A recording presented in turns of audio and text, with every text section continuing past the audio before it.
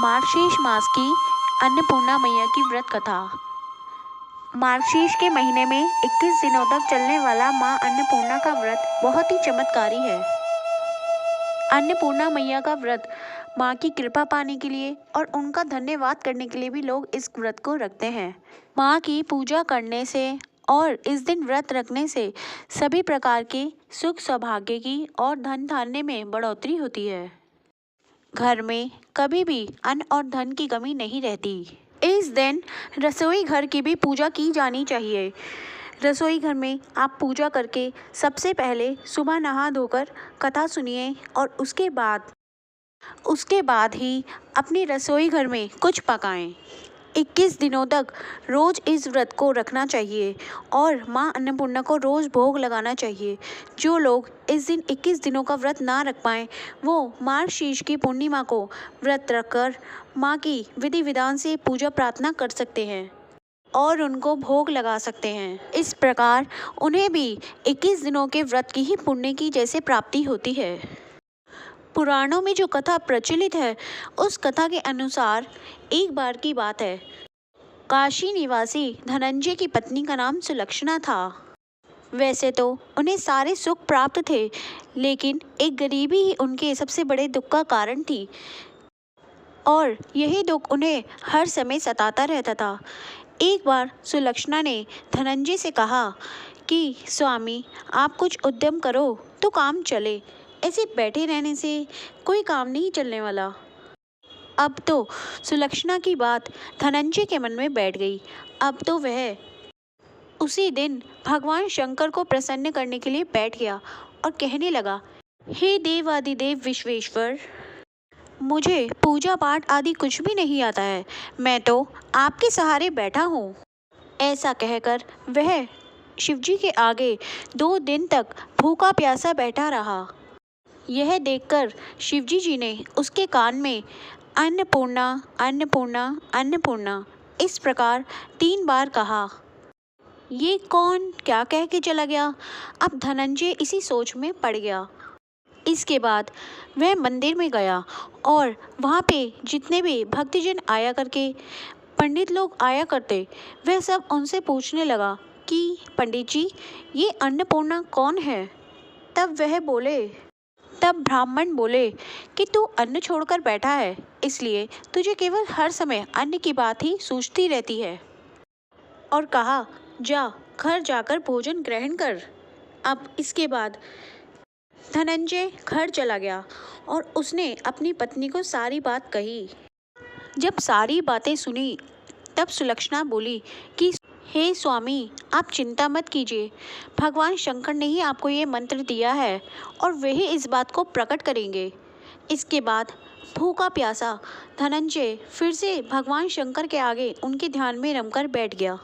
अब रात में भगवान शंकर ने उसके कान में फिर से आज्ञा दी, जा तू पूर्व दिशा की ओर जा और रास्ते भर अन्नपूर्णा माँ का नाम जपते रहना। इसके बाद धनंजय चलता जाता, रास्ते में फल खाता और झरनों का मीठा पानी पीता। उसे चलते चलते बहुत दिन हो गए थे। उसके बाद उसे बहुत सुंदर वन मिला, जो कि चांदी की तरह बहुत उजियारा था, और उसी वन में एक सरोवर भी था, जिस सरोवर के पास कई अप्सराएं बैठी थीं। उनमें से एक कथा कहती थी और बाकी सब माँ अन्नपूर्णा माँ अन्नपूर्णा माँ अन्नपूर्णा इस प्रकार कहा करती थी। वह अगहन महीने की उजियारी रात थी और उसी दिन से व्रत का प्रारंभ भी था। जिस शब्द की खोज करने धनंजय निकला था, उसे वही शब्द वहाँ भी सुनने को मिला था। अब तो धनंजय ने हिम्मत जुटाकर उन देवियों के पास जाकर पूछा कि हे देवियों, आप सभी ये क्या कर रही हैं? इसके बाद उन सब ने कहा कि हम माँ अन्नपूर्णा का व्रत कर रहे हैं। तब धनंजय ने पूछा कि इस व्रत को करने से क्या मिलता है? इस पूजा का विधान क्या है? क्या कभी किसी और ने भी इस व्रत को किया है? इस व्रत को कैसे किया जाता है, कब किया जाता है और इसकी विधि क्या है? ये सब आप बताएं। तब वह कहने लगी कि इस व्रत को सभी कर सकते हैं। 21 दिन के लिए 21 गांठ का डोरा लेना चाहिए। अगर 21 दिन व्रत ना कर पाए तो कथा सुनकर केवल प्रसाद ही ग्रहण करें और एक दिन भी उपवास कर सकते हैं। और अगर एक दिन का भी उपवास संभव ना हो तो केवल मार्गशीर्ष पूर्णिमा के दिन कथा सुनकर प्रसाद ही ग्रहण कर लें। कथा सुनने से पहले कुछ भी ग्रहण ना करें।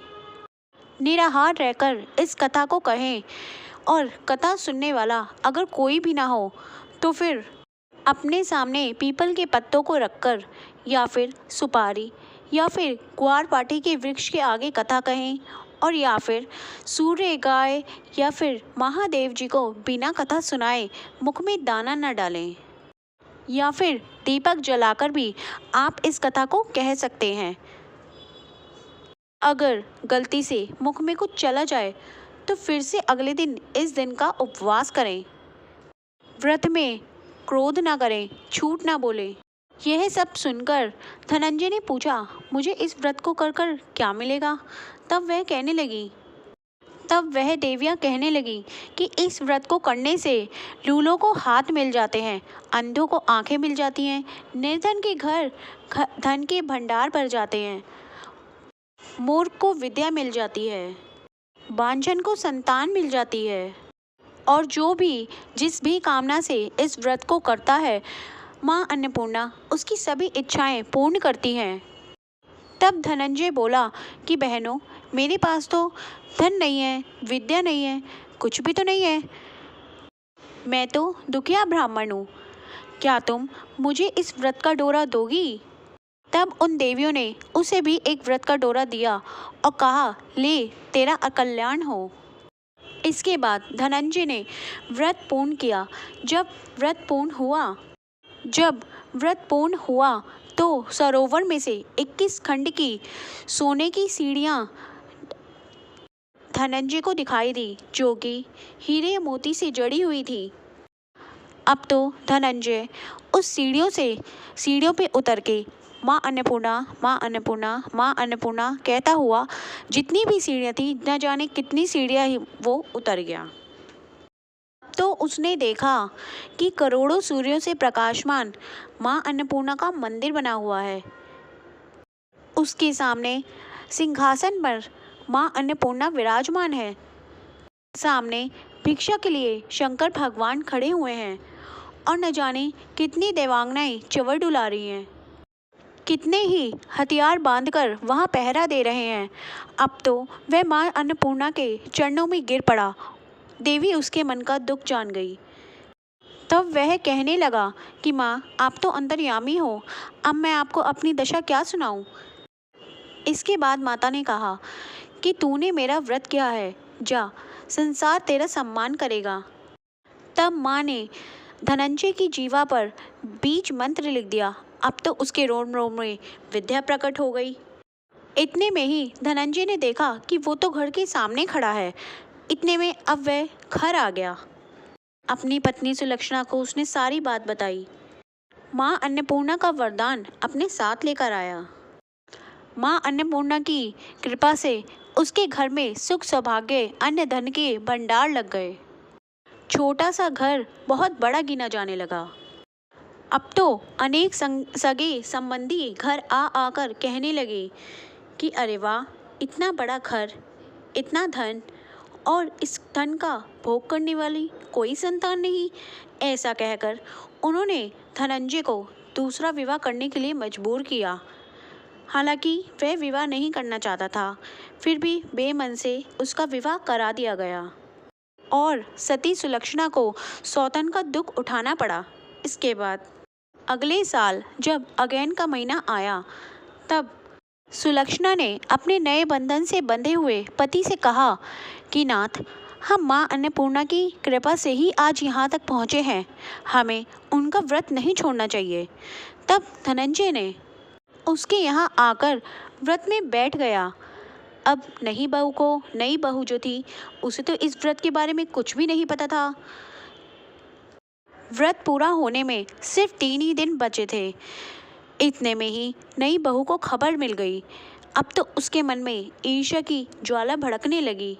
अब वह गुस्सा करती हुई धनंजय के यहाँ पहुँच गई और उसे वहाँ से ले गई। अब नए घर में धनंजय को थोड़ी देर के लिए नींद आ गई। तब इतने में ही नई बहू ने धनंजय के हाथ में जो 21 गांठ का डोरा था वह उसके हाथों से निकालकर आग में फेंक दिया। अब तो माँ अन्नपूर्णा का क्रोध जाग उठा। घर में आग लग गई, सब कुछ जलकर नष्ट हो गया। फिर सुलक्षणा आई और अपने पति से कहने लगी कि हे नाथ, घबराना नहीं, माँ की कृपा तो बहुत अलौकिक है। पुत्र को पुत्र हो जाता है लेकिन माता को माता कभी नहीं होती। आप माता पे विश्वास करिए, आप उनका व्रत फिर से करिए, माँ हम पे अपनी कृपा ज़रूर बरसाएगी। इसके बाद फिर से धनंजय ने उनका व्रत किया और फिर से उसके सामने वैसे ही 21 खंड की सोने से जड़ी हुई सीढ़ियाँ प्रकट हुई। अब उसमें वह माँ का नाम लेकर उतर गया।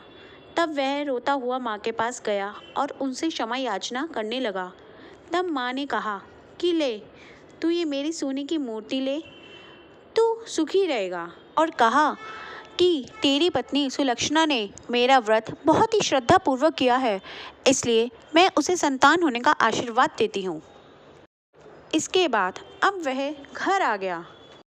इसके बाद अब सुलक्षणा गर्भवती हो गई। 10वें महीने में उसने बहुत ही सुंदर एक पुत्र को जन्म दिया। अब तो उसके घर में सुख संपत्ति का भंडार फिर से भर गया। तीनों ही अपने बड़े सुखपूर्वक रहने लगे। अब तो गांव के सभी लोग माँ अन्नपूर्णा को मानने लगे।